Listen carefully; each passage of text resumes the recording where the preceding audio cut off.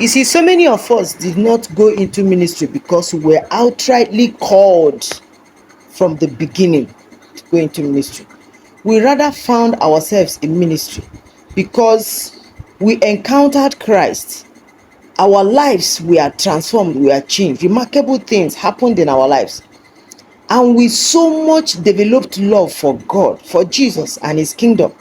And at that, we felt like there was need for us to let others know what Jesus can do in the lives of people and as a way of witnessing Christ to the world. So we got into evangelizing, one-on-one witnessing Christ and waiting upon the Lord all the time. The hunger we had for God increased.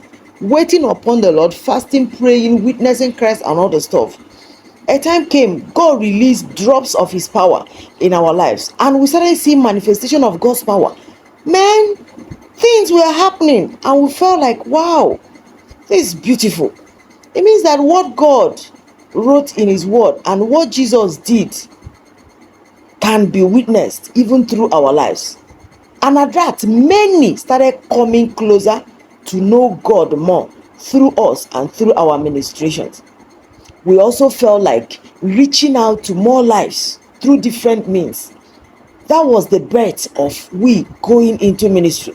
Then in the course of doing this work, God started giving specific instructions, directions, giving us divine directions, what to focus on and what to minor in. Because in ministry, you cannot do it all.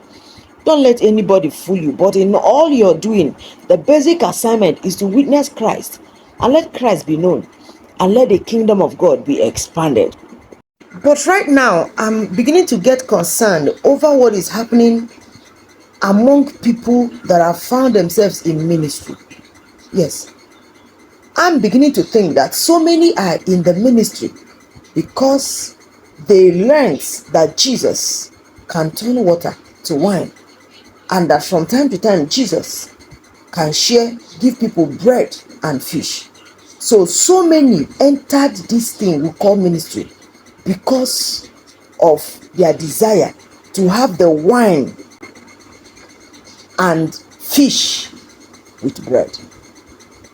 No wonder you might go close to some. You will not see Christ in their life because ab initio, it has not really been about Christ. But focus has been on the wine, the bread, and the fish. That is why sometimes what we witness among ministers, what we witness in ministry, will make us not to have boldness to confront what is happening outside.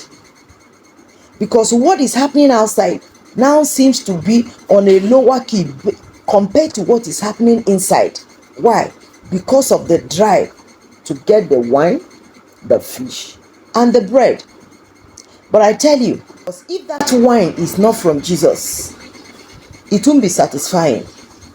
And if that bread and fish did not come to you through Jesus, no matter how much you have, you will not be satisfied, and the fish and bread will not even have leftover for you to be able to keep extra baskets filled with them, and the hunger will continue. If not, how can you explain some things that are going on among ministers? Yes, in a situation where you see that some ministers are trying to bring others down or trample on others or blackmail others, or however, anyhow they can, to take some other ministers out of their ways so they could grab the wine, the fish, and the bread. I'm saying this because by the grace of God, I've been around for a while and I have a significant number of ministers that I mingle with by the grace of God from time to time. And sometimes what I hear from them, what they confide in me, what they tell me, what they open up to me, will make me to wonder whether every one of us came to do this work from our hearts. Now let me ask you, a minister and a wife opened up to another minister on what transpired around them. They told this minister this in confidence.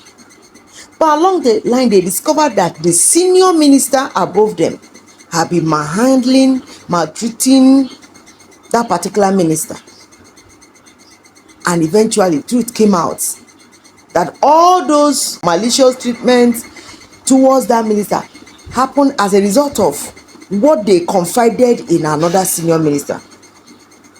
Could it be that the senior minister just wanted to grab the wine, the fish, and the bread? I think it's important I remind all of us that all our works shall be tried by fire. No matter your status, no matter your qualification, no matter your exposures, no matter what you are. Yes, all our works shall be tried by fire. With or without the wine, the bread, and the fish. Precious Caleb is my name. Yes.